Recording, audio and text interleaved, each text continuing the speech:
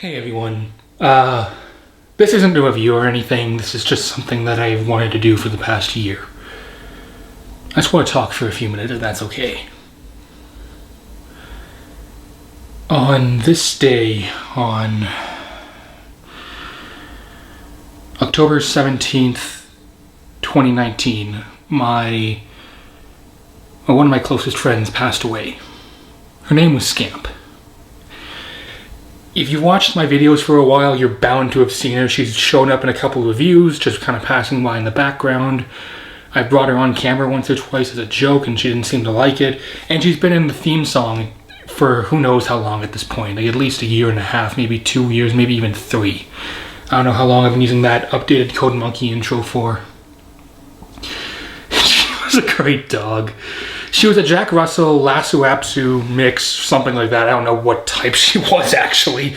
We got her when she was like just a newborn puppy named Lucy, and she was a very unique dog. Some dogs you can tell are like really intelligent and hyper smart. They can put things together. Scamp was not one of those dogs. On her first winter, me and my older brother, we built a snowman, and we only made the base bottom ball. At 2 in the morning, my dog was still out there and she was barking at it because she didn't know what it was. So eventually my older brother decided, that's it, I've had enough, got a shovel, went outside, smashed it in half, immediately, quiet, looks around, and she walked off. That was her MO. She's the kind of dog that sees skunks, goes at them, gets sprayed, sees them again, goes at them again, gets sprayed again. Sees them for a third time, goes at them for a third time, gets sprayed for a third time. Sees them for a fourth time, goes at them for a fourth time, gets sprayed a fourth time. Sees them for a fifth. You see what I'm getting at? She's that kind of dog. And we live next to I used to live next to a horse and cattle farm. It's now, I'm not sure what they've done with the place, but the old neighbors, they moved out. But every year when there was like the foals and the calves in the field right near our house, Scamp essentially made it a tradition of running by, barking at them, and causing them to run and trip headfirst into the ground, earning the ire of the parents. And it was always hilarious to watch. And she was the kind of dog that all I had to do was say, out, and this would happen. She just got so excited. She was practically dancing up and down, running back and forth, just wanting more than anything to go out, because someone else was out there. But the second you stepped outside, she took off running and didn't look back. She couldn't care less about being with you outside. It was more, you were outside, she was outside, that's all she needed. And she was such a friendly dog. She didn't always get along with other dogs, but to pretty much every person she met, with a very few exceptions, she was, hi, you're now my best friend. I now love you. I'm going to give you lots of attention because you pay attention to me. Like, she was that kind of dog. And during some really harsh times in my life, she was really comforting as well. Like, she could tell what people were feeling, and if somebody was upset or sick, she wouldn't demand to go in and out all day. She'd get her chew stick or a rope, and she'd sit by whoever was feeling down or ill or anything in between, and just let them know that she was there. It was just a really calm, comforting presence. She was just full of energy as well. She had this thing when it looked like she was smiling. Like, I swear, she was one of those dogs that looked like she could actually smile when she was happy, and it was like the cutest thing to look at. And the funny thing is, as dumb as she was, I understand that like dogs kind of have like an internal clock and stuff like that. She figured out how to tell time, because when I was in public school, I would get home around 3:30 in the afternoon. So around 3:10, every day, she would start asking to go out, sit on the front porch, and watch the cars go by, waiting for the big yellow one, which she knew meant I was home. And then she'd come running down, jump around, let me pet her, and then take off again because she got what she wanted. And she was smarter in some ways than we gave her credit for. We never taught her how to beg or anything, but we used to have ribs in the freezer. We'd keep the bones and give them to her. She learned, over the course of a few years, that all she had to do when someone opened the fridge was walk over, sit down, and just tilt her head. Because whenever we gave her a bone, we'd tell her, sit. We didn't even have to do that near the end, because she would come up, sit down, and look at us going, hey, you know, there's one in there. You could give it to me. It would make me happy. It would really make me happy if you gave me one. And if you didn't, she would kind of give this look that was essentially saying, I don't like you now. And then 10 seconds later, she'd forget about that and go off running again. She also survived a lot. Like I mentioned, she got into a lot of altercations with skunks, but she actually got attacked by 2 coyotes one weekend morning. And she pulled through just fine. And that was like 5 years ago or something. Like, she took it like a trooper and just kept going. She never really feared much. That's what I wanted to talk about. Sorry, there was one thing she feared, and this is my favorite story, hands down, with Scamp.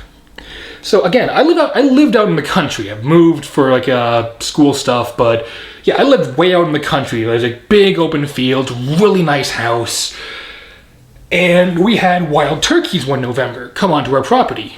Now, Scamp in the past, when she saw a wild turkey, her reaction was bark at it. Bark at it and run around because she wouldn't go off our property because of this invisible fence thing we had. But she knew that is not supposed to be here. I'm not okay with this. Get out. Get out. So they were on our property, and we decided, hey, what would happen if we let Scamp out? And we were prepared to run out there and save her if they got angry or something. So she took off running towards this flock of like 8 or 9 turkeys. They all collectively turned. She skidded to a halt and immediately went, and then casually walked away as if to say, oh, nice weather we're having, have a good day. And she wouldn't go near them. Every time she tried to go back, they looked at her and she would kind of double back, acting as if she had done nothing wrong. It was hilarious because she didn't even bark at them. She was just almost afraid of them. And the second they were off our property, the second they crossed into the neighbor's field again, she started running around and barking and being, well, Scamp. And it all happened so quick.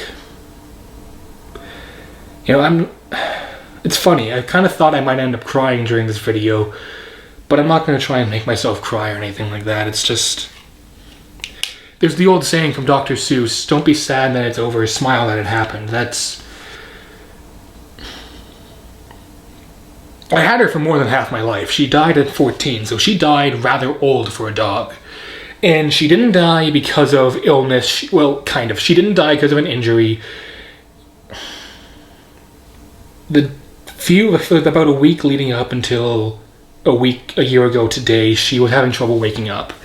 She didn't have the same energy. She seemed tired, and we assumed it was just age catching up to her. As the days went on, she had more and more trouble even just eating or getting up, so my dad took her to the vet, and we found out effectively her kidneys were dying. And they told us that she wasn't in pain, but she didn't have much time left. She had maybe a week if we didn't do anything, and they gave us the option that we could euthanize her.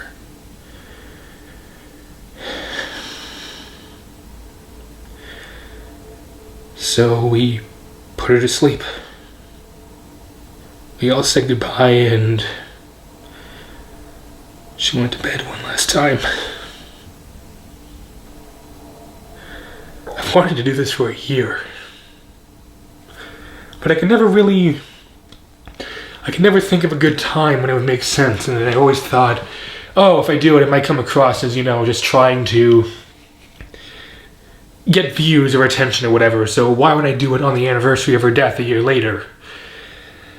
Because it's been a year. I've had time to process it, I've had time to accept it, and I've had time to live with it. And the truth is, at the end of the day, she's gone. But she gave me 14 of the damn best years I have ever lived. And nothing can ever take that away. She was the dumbest, the funniest, the kindest, again, the dumbest dog I had ever met. And I will never forget the time I had with her. I'll never forget how she hated being in a car. Like, she hated it. Like, she would curl up on the floor and try and, cover her face with her paws. She did not like it. But the second we put her in a boat when we were up at the cottage, she would walk up onto the front of the boat and stand up as if it was the Titanic and be kind of like, yes, this is my kingdom. I rule all of this. Or how, for some reason, there were some nights when she'd wake up at 2 in the morning and just be really upset, so someone would have to get up, go downstairs, and hang out with her until she fell asleep again.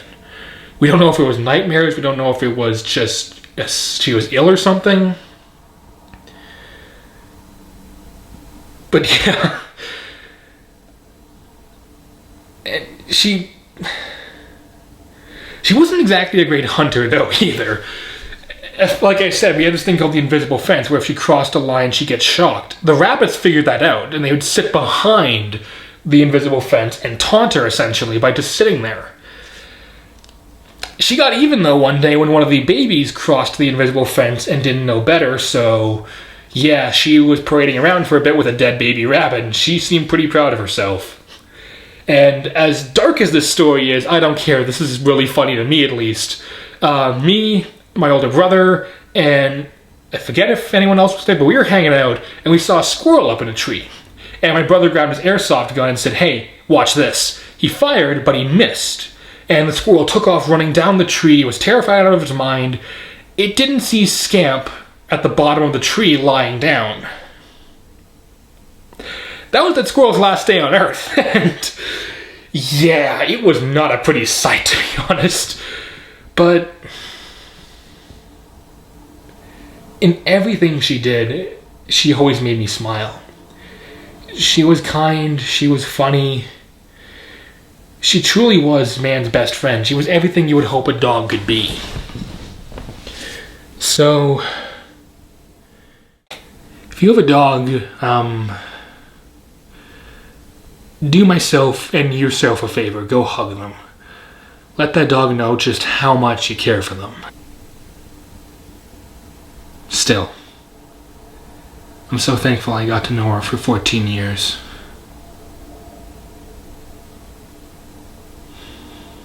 Thanks for letting me talk tonight.